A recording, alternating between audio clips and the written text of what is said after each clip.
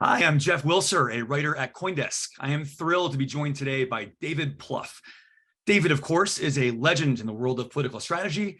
He is widely credited as the architect of Barack Obama's 2008 presidential campaign. He's worked on strategy and policy for years in both the private and public sector. He is now global strategic advisor at Alchemy Pay. We're here for a wide-ranging conversation on politics, crypto, policy, how the world has changed, and maybe where it's going. David, pleasure to speak with you. Jeff, great to be with you. So let's start back where it all began in '08. Now, I'm a news and politics nerd and junkie. I was there. I remember it well. I read your book, Audacity to Win, and devoured it. But wildly, that was 15 years ago. And a lot of folks might have forgotten just how much of a long shot Obama was. Talk a bit about how long the odds were. And what did you see as the viable path forward? How did you see this as possible when others were thinking not a chance? Well, it's a great question. And I think one of the reasons we were successful was we were such an underdog. So basically, nobody that came to work on that campaign thought they were assured a job in the White House. We were there because we believed in Barack Obama. I had helped him prior to that when he was running for the United States Senate, so got to know him. And he asked me to run the campaign, and even I thought it was much more unlikely than likely that he'd win. But I believed him and thought this is the kind of person that I'd love to see run for president, and maybe ultimately, there's a narrow path where he could be president. And he was very clear from the beginning, which is, this is going to be hard. More often than not, you run that race, we're going to lose. And so I think in many respects, it was a political startup. I think a lot of people did not give us much of a chance, which is familiar to most startup founders. We utilized technology. We married that with committed people all around the country who made the campaign happen. And so I think, my view is we had like a 10 to 15% chance to win at the beginning. We got off to a strong start, and then we had some doldrums. And so, I really think by the end of '07, most people gave us up for dead who were political observers. But we surprised people with some early victories, showed some resilience. But again, I think culture is such an important part of any organization. The culture of that campaign, it was quite special because it was not like we had a secret view of how we were going to win and no one else was in on it. We kind of shared the view that he was unlikely to become the Democratic nominee, much less the president. And so that's what, I think any organization, you have to believe that there's a pathway to success. So we believe there was one, but we understood how narrow it was. So as I recall, there were some innovative strategies on your part that you deployed that were maybe now might look almost routine. And this is like almost conventional wisdom. But back in '07, were fairly breakthrough. Can you unpack some of those for us? What was your playbook that seemed a little bit unorthodox and wild at the time?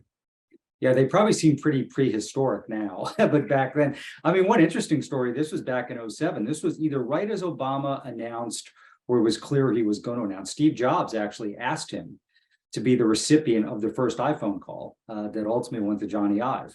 And his lawyers said he couldn't do it because that would be favoring one company over the other. I wish we'd overruled the lawyers because that would have been a great moment. So that tells you where we began.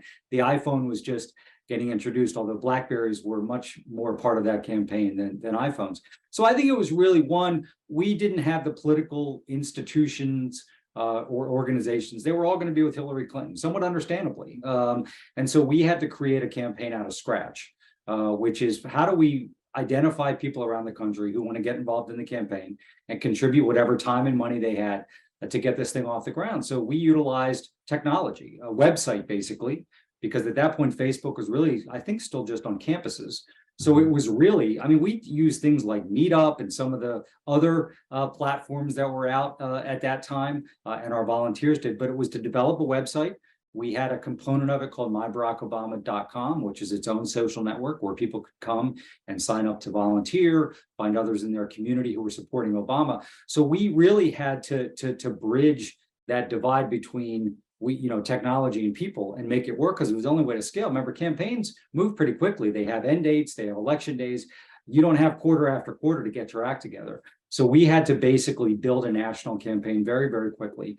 And I also think, we were very focused on, television was still very important, radio was important, newspapers were important, but to think digital first as much as we could. Certainly by the time he ran for re-election in 2012, Facebook became the dominant platform that campaign was fought on. And I think we always did a pretty good job of thinking through from a messaging standpoint. Yes, there were speeches, yes, there were op-eds, but you got to think short form, because that's how people digest information back then and today. I think today you even got to think visually. If you can't, really, I think, explain to people your message visually, you're going to have a hard time getting it across. You're a data guy, right? As I recall, I think one thing you brought to the table was a much richer appreciation of data and databases and how data could be sliced and diced and analyzed to help the campaign. So what role did data play in the campaign? Well, a huge role. Now, of course, I always tell people, because there's focuses on, the technology and the website and the app and data. None of that matters without a compelling candidate who's running at the right time, who's able to motivate millions of Americans to get involved in the campaign, right? All of that is secondary. And I think that's important for companies and any organizations to understand. Like, if you don't have that core, whether it's product market fit, the right leadership, the right culture, all the tools aren't going to matter. But when you have that, and you're smart about tools. So data, no doubt, was important for us. I mean, we try to live by data, what states we could win, what states we couldn't, to understand if we registered X amount of voters, could that change a state? And in some cases, we're able to do that. Where do we have enough volunteers to really make an effort? So I think data has to underline everything you do. But I think the way you look at data is important, which is, there's the data that shows you where you are today. And then the question is, where can you go tomorrow? And of course, you want to model a bunch of different scenarios, maybe as simple as, low, medium, high, to understand. And that's what we try to do, which is, can we win a state like Virginia? Can we win a state like Indiana? Can we win a state like Florida? What would go into that? The kind of polls of the moment, I always found them to be useless, really. It's looking at, let's model the electorate and understand what's possible there. So, yeah, I mean, I think any organization, and today, maybe 15 years ago, it wasn't as constant. Most organizations today believe in data. I'm not sure they're all getting as much out of it as they can. And what I have found, Jeff, with data is, particularly in a campaign or even in a company where maybe you're having a struggle with your customer base, a lot of time you get signal from data. I think that the real value then is to go understand why that is. And I think a lot of organizations don't spend the time and money to go do qualitative research, to go talk to an audience that either they're concerned about, or maybe they're seeing really positive movement with, and understand why that is. So then you can make smart decisions on top of that. I think a lot of time with data, sometimes we can just say, well, there's signals here, so maybe we need to change incentives, or maybe we need to change our messaging. And that's all fine, but you ought to first take a moment to go listen. And certainly with voters in those elections, we've spent a lot of time listening, which is, why is that group now supporting Barack Obama that wasn't? Why are they actually moving away from us? And what can we do about it? So I think there's that blend of data and analytics with good qualitative listening where some magic can happen. To that point of listening to the voters, did you have any particular insight into the electorate in 07, 08 that maybe others missed? Or, how did you view, was it a more optimistic view? Was it a sense of possibility? What were some insights to the electorate you had back then? And how do you think that maybe has changed in the last 15 years? Well, and it's important to understand that the primary race, which was primarily against Hillary Clinton and a general election against John McCain, obviously Barack Obama was the constancy, but those are two very different races. So in the primary, Hillary Clinton was enormously popular and Barack Obama got popular, but I think a lot of voters were like, is it too soon for him? Can he win the general election? We even saw with a lot of African-American voters concerned that he could win. And it wasn't really till he began to win in predominantly white states that a lot of those African-American voters said, okay, he's proving he can win. And they kind of left Hillary Clinton and came to Barack Obama. So in the primary, it was a sense of, he really had to prove to Democratic primary voters that he was a strong enough candidate to go all the way. Because, there's kind of heart and head. So, people needed to have both of those things satisfied. I think in the general election, listen, we had the Iraq war still going on, obviously Afghanistan, you had the economy getting worse and worse. became every election serious. That became a really serious election for voters. And as much as a lot of voters liked Obama, and he did signify change, and people wanted change. Remember, that was the tail end of George Bush, who had the aftermath of Katrina, Iraq, a crumbling economy. But was Obama too risky? So, we really had to fill in the blanks for people and convince them that, yes, he hadn't spent a lot of time in Washington, but maybe that's what was required. Because if you just basically had the same old people doing the same old thing, you were going to get the same old outcome. But that was a big for us in those last 60 days of the general election. To your point about people forget how big of a long shot he was, we entered September behind in most polls. Right? John McCain picked Sarah Palin. That didn't end up working out well, but it was kind of a masterstroke for a week or two. And so he really had to prove to people in those closing weeks that, he could handle an economic crisis. And he did. I think by the end of that election, John McCain was seen as someone who had a lot of experience, had spent a lot of time in Washington, obviously military experience. And I think by the end of the campaign, most people thought Obama was the safest bet, which was a hard thing for us to pull off. Some of that was what we did. Some of that was McCain making mistakes, but no doubt those were challenges. And to your point, David, so much of that era was about the head and heart, but in the heart point, there was such a focus on hope, right? And I remember, literally all the posters about hope. And I'm not going to lie, I felt it myself. I was part of that hope generation, right? Looking back now, that was such a different climate than it is today. There's so much more polarization. There's so much more distrust. How do you think that '08 playbook would work today in 2023? Well, I still think you have to offer people hope and optimism. It has to be grounded in reality. But even look at Obama. Certainly when we began running for president, we didn't, think his presidency would be defined by an economic crisis. But so if all he did was help the country manage through that, that would have been success. But he's still at great political cost. Passed the Affordable Care Act. Wall Street reform, did a lot around climate change, social issue after social issue, we made, I think, important progress. That's probably the thing I'm proudest about. Even the auto industry, so the American auto industry, which is probably the most beloved industry, when he took some tough steps to bail out the auto industry so they could survive, the 10% of the American public supported it. Wow. Yet he did it. So I think he often would say, I didn't run for president to occupy this office. I ran for president to do something with it. And so I think even today, when things are super polarized, where we still have so much economic inequality, where people are concerned about whether a democracy can withstand, you have to point out these challenges. But, even for Joe Biden to say, hey, listen, we got Republicans together to do one of the most significant infrastructure improvements in this country's history. That's a source of, I think, hope. That even in today's times, you have to pick your issues. We're certainly in a place where I think most of the country actually agrees on a lot of issues, but their political leaders don't. And so it's super challenging. But I think you have to offer people the promise, as hard as it will be, as fitful as it will be, as unsteady as it may be. Maybe it's 2 steps forward, 1 step back, that we can make progress. I still think that's important. I know that may sound naive. But I think it's incredibly important. Otherwise, kind of what's the point, Totally agree. And you mentioned that the economy emerged in almost a surprising way in '08 to kind of dominate the kind of tail end of the election. Talk a bit about the economic climate in '08 and how that impacted the campaign. And then you've seen the parallels to today. Well, first of all, the one big parallel, and this, really has been happening in this country for a couple of generations now, is economic inequality is growing. So, post World War II, maybe the 20 years after World War II, you looked at CEO and worker pay. Yes, there's a disparity, but it wasn't great. Most people, whether they went to college or not, even if they, got skills training or not, were making enough money to not go into debt, to be able to buy a house or an apartment, to maybe take a vacation, maybe have a boat, now, no, that doesn't happen for most people. And that's what's driving so much of the turmoil, I think, in our politics today, is a sense from a lot of people that, no matter how hard they work, there's a hard cap on, how much they're going to be able to make.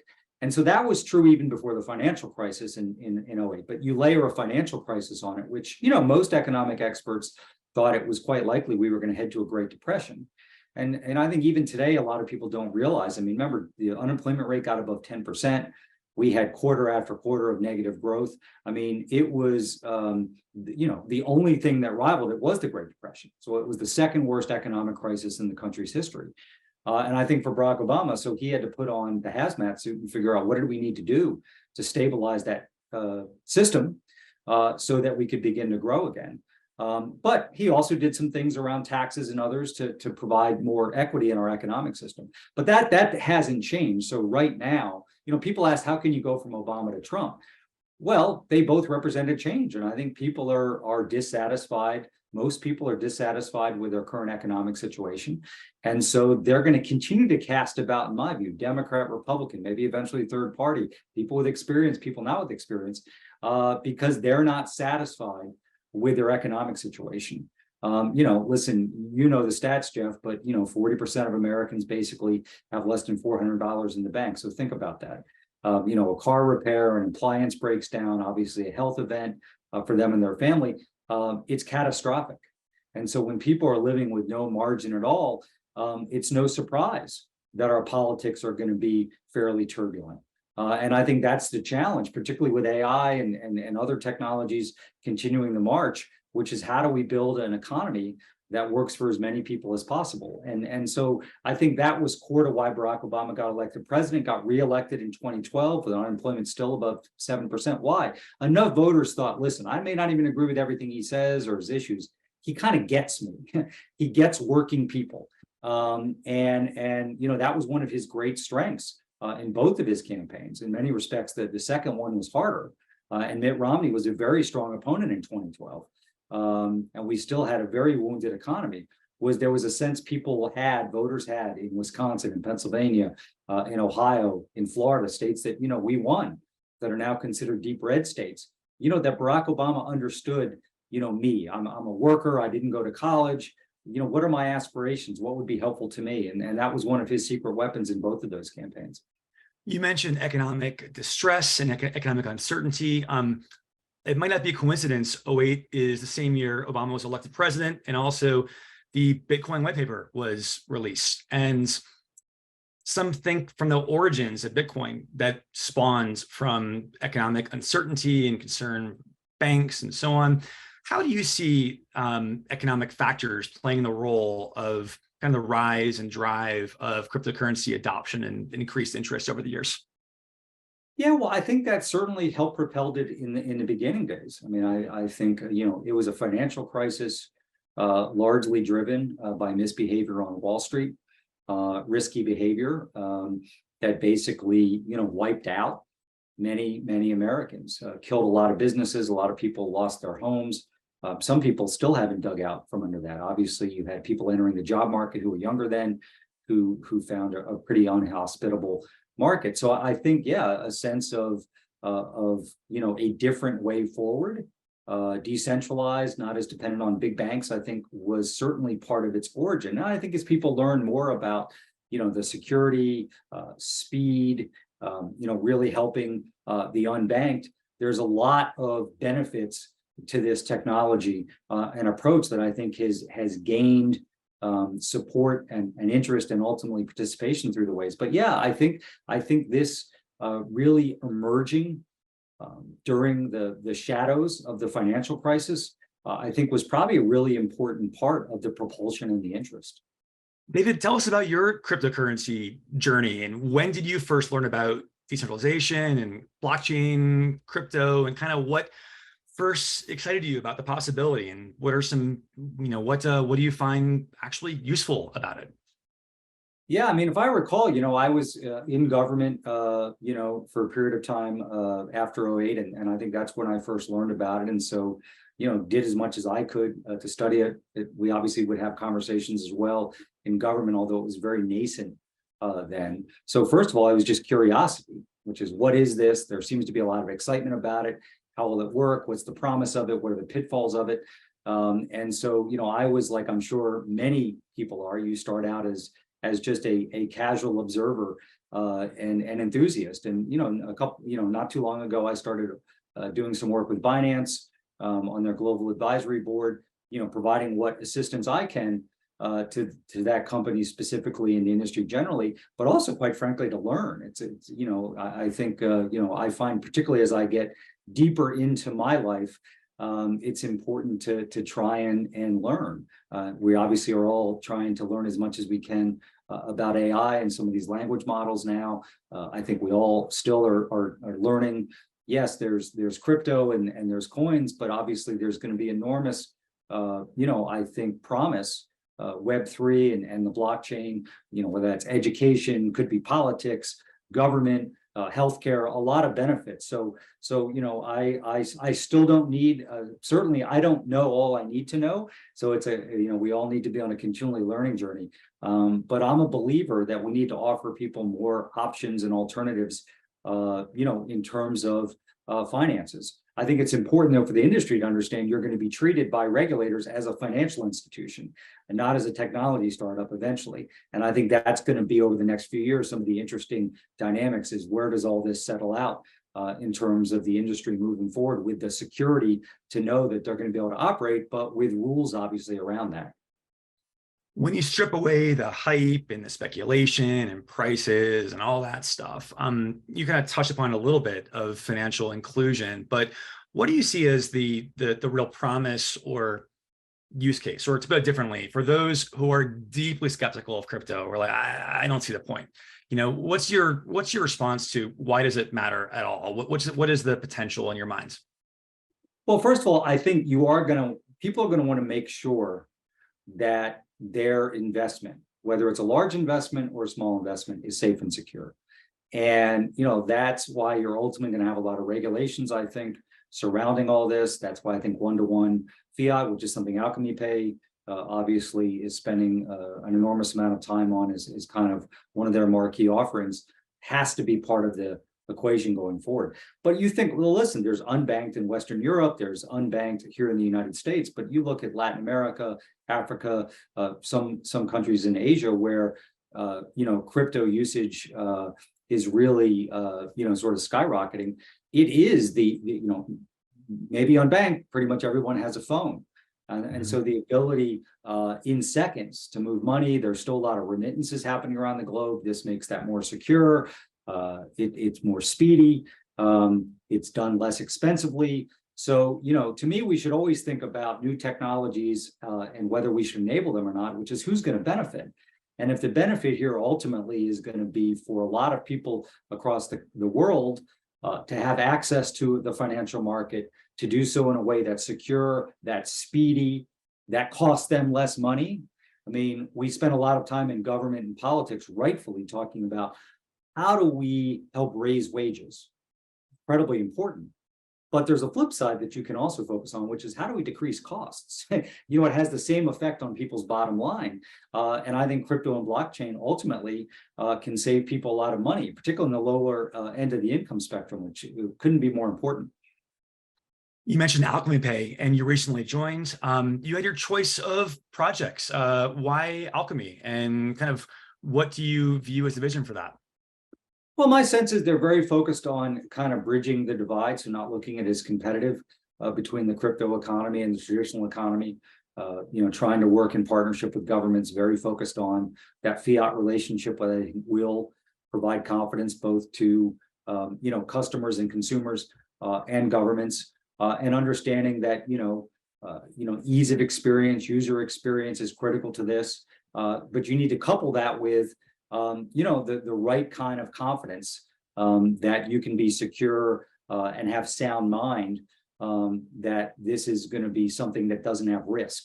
And ultimately, I think that's where the industry has to go. So I'm impressed with Alchemy Pay's approach and philosophy, because I think that's what's going to be required to make sure the promise of this industry and this technology is fully able to be realized by as many people across the planet as possible.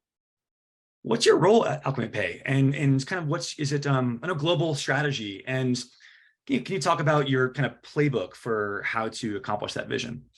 Well, I'm just in early days, so I'll just be a sounding board and hopefully can provide some counsel and guidance.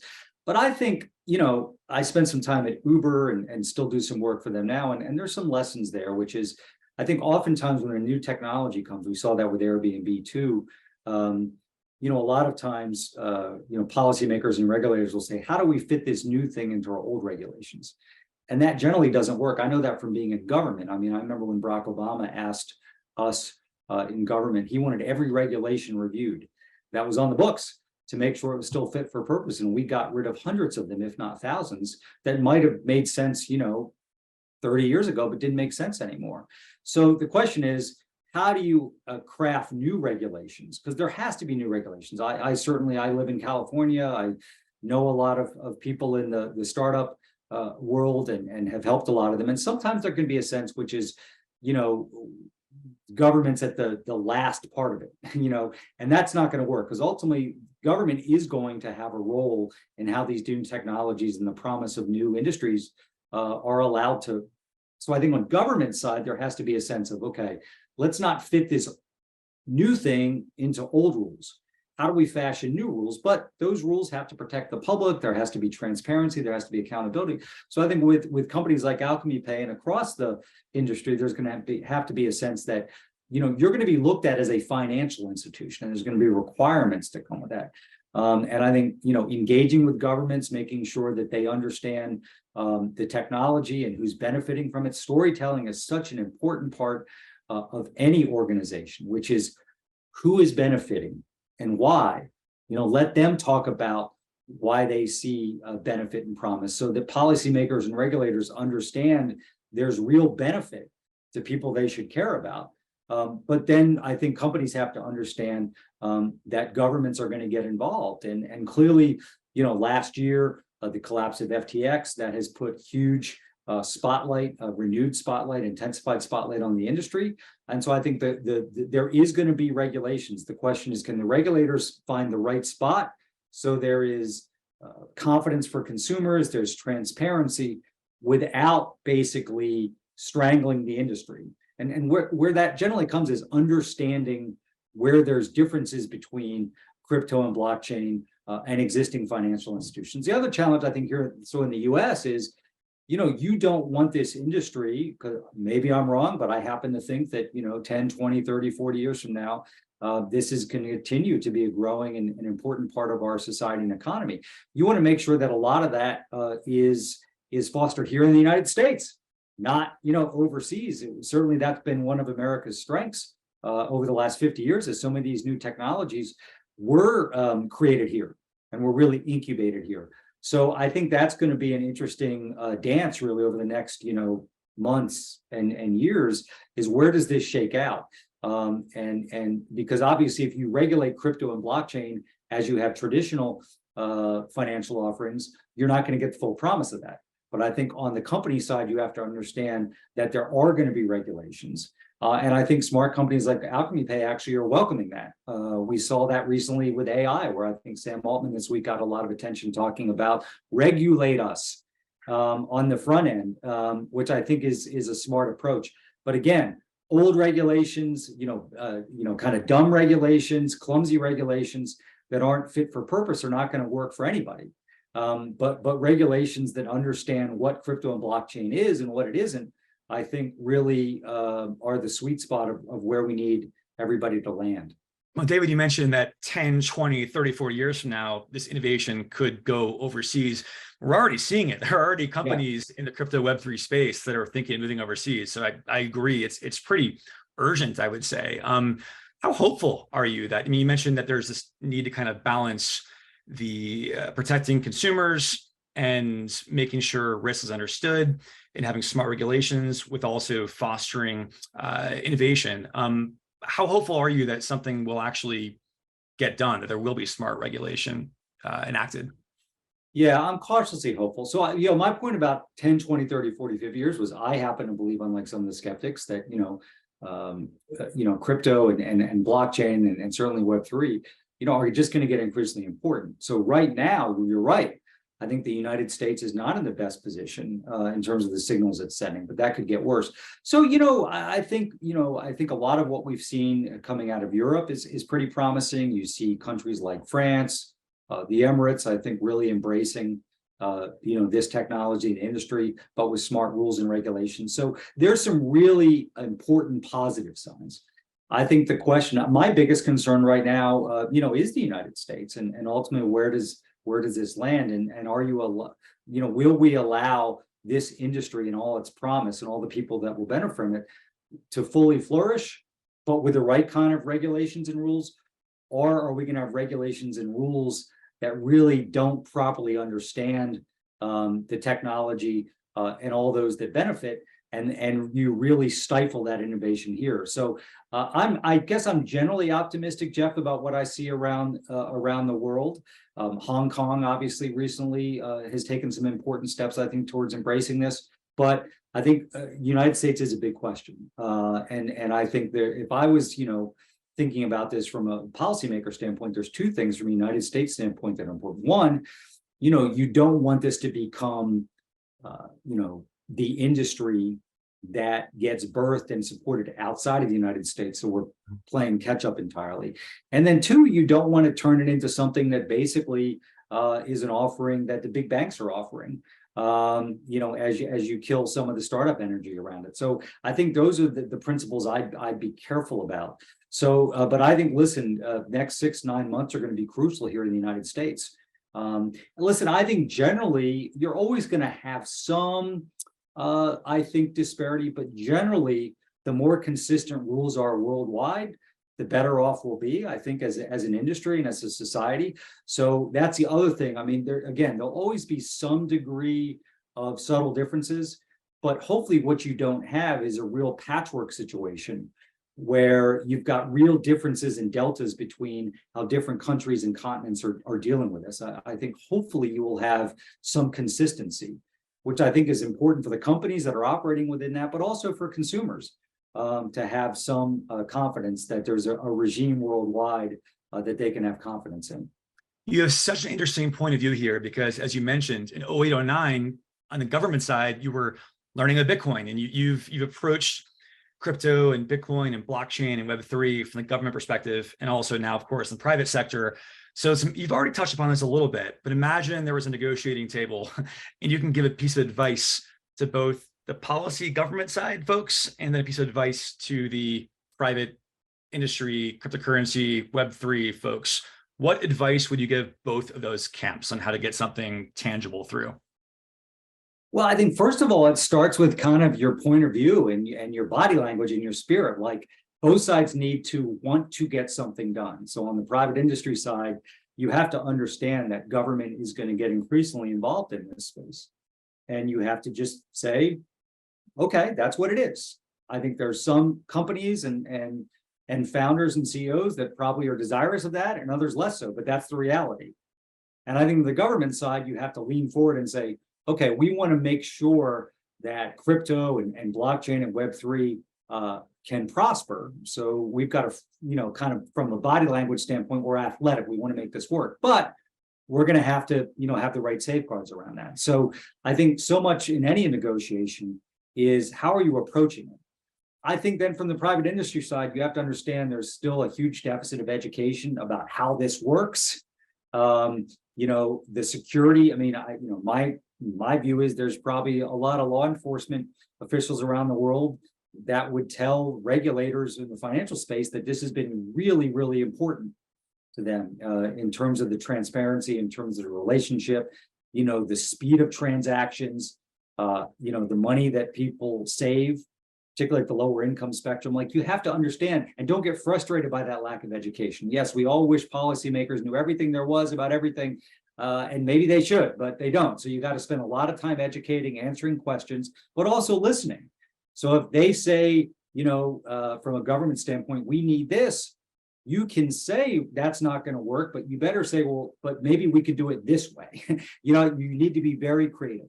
And I think, again, from a government standpoint, I think you got to go in there with if you go in there with deep skepticism and say, we're not sure we can fit this round peg into our existing square hole, you're not going to get very far. But if you say we want to enable the promise of these technologies, the other thing I think these companies have to understand, I think in the crypto and blockchain space, you are going to be looked at as a financial industry. Financial institution. That's just the reality. I don't think that's going to change. And that's very different than maybe how some of these companies started. But you are now going to be viewed as a financial institution. And I think you have to find ways to get comfortable with that, so that you continue to grow and bring these services to as many people as possible across the globe.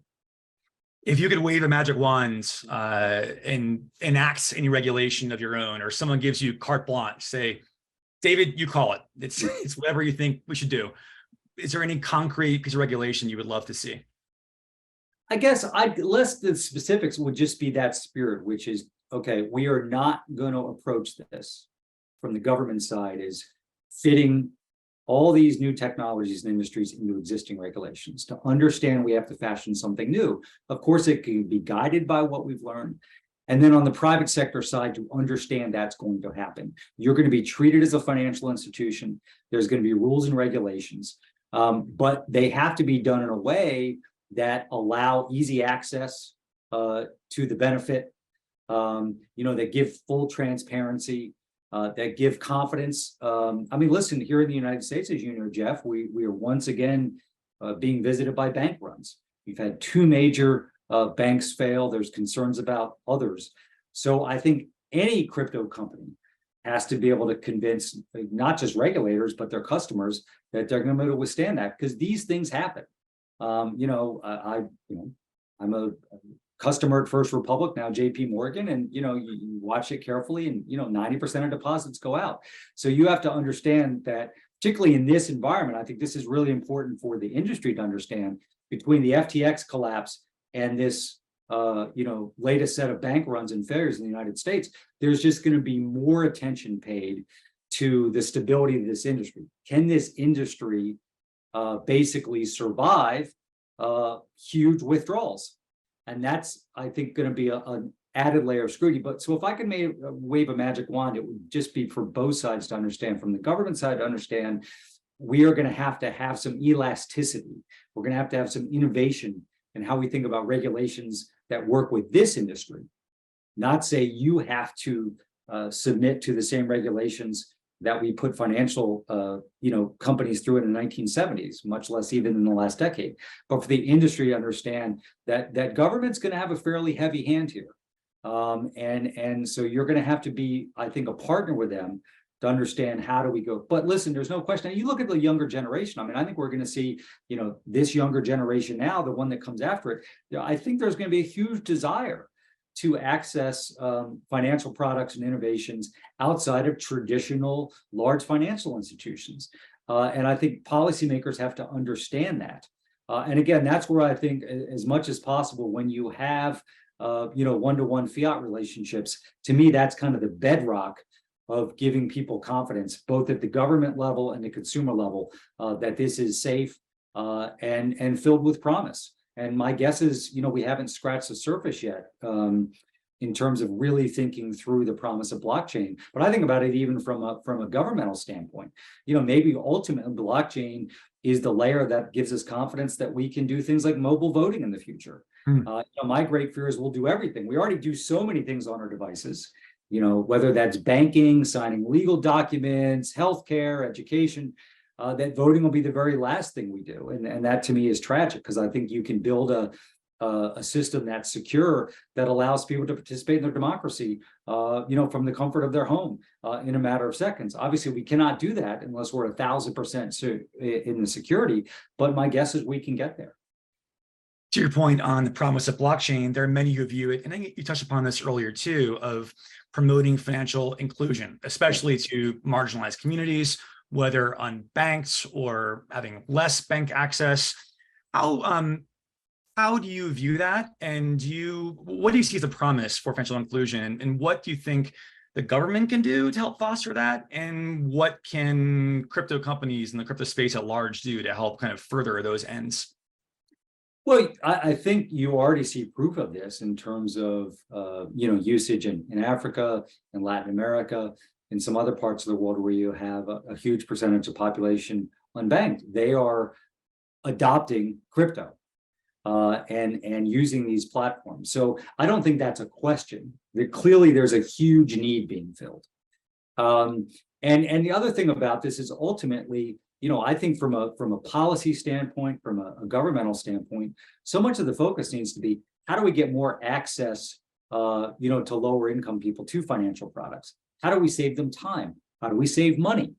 This is the promise. It's not just the promise; it's happening now, where people can do remittances, in a matter of seconds. It's all transparent. It's secure. It's done very inexpensively compared to other traditional means. So ultimately, I think government is not going to embrace these things and basically market them until you have a set of rules and regulations. But once you have that, I'd like to see governments, openly talk about the value of these platforms. Once they can say, with as close to 100% certainty as you can, that they're confident in the security and the transparency and the governance around this, this should be a great way to basically create more financial inclusion, and to give people real options around saving money and time and access. I mean, and you just think about whether it's real estate, rental agreements, small business loans, all the way down to remittances. All of those things right now, super burdensome, lots of time, a lot of fees. And I think this technology offers the promise to reduce a lot of that. And again, to me, that should be a public policy priority. My hope is, I know it sounds naive right now, but my hope is, as you look at the crystal ball, you see more government, officials and even departments understanding that, hey, we want to connect people to these services because it provides great value to them. That's going to be hard right now, I think, when we're in this kind of gray area. But ultimately, I think as more governments kind of find a way forward, then hopefully they include this in their strategy, which is how do we provide more financial inclusion? How do we save people money? How do we save people time? How do we layer security on top of that? And that's really exciting to me when you think about the promise and the potential there. Coming full circle, I think a note of hope is a great note to end on. So thank you for that. And thanks, David. I enjoyed this. Best of luck to you and Alchemy Pay. Thanks, Jeff. It was great to be with you. Good to go down memory lane, but also to talk about the future.